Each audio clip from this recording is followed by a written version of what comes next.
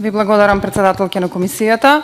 Почитувани колеги и пратеници, почитуван заменик министар, почитувана македонска јавност, втор ден на амандманска расправа по ребалансот на буџетот за 2025 година.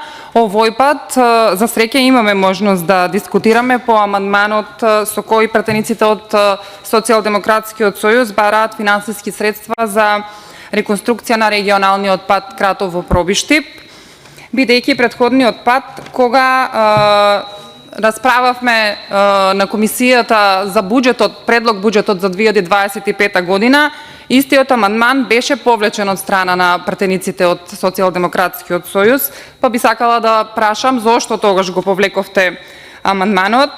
На амандманот се подпишани тројца пратеници од СРС, од изборна единица 3. СДСМ. Само мала корекција. Меѓу кој е двајца се поранешни министри. Поранешен министер е и колегата Бочварски кој го образложи амандманот. Па неколку прашања и до него. Зошто? Бидејќи се сеќавам добро на една негова изјава во 2023 година, кога велеше дека го сменивме ликот на истокот, не постои патен правец кој не го реконструиравме и рехабилитиравме.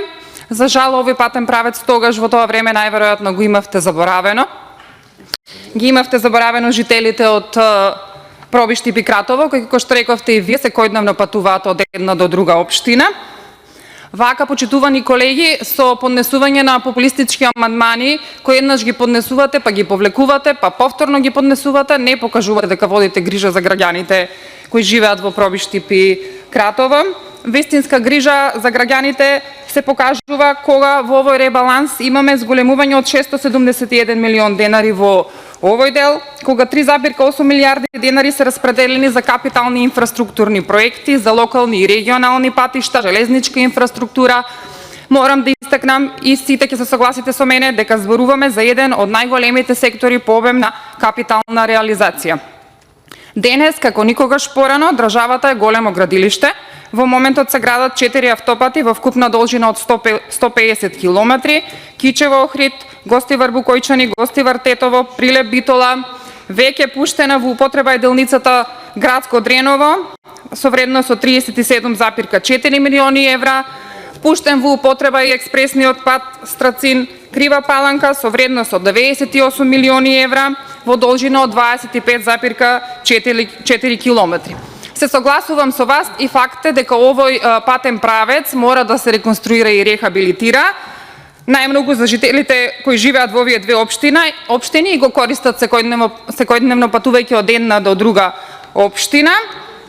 И ве уверувам, и овој патен правец и беше влезен во нашата изборна програма, врз основа на која добивме довербата од граѓаните.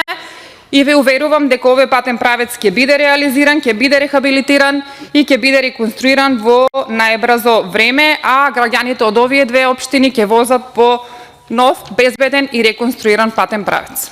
Благодарам.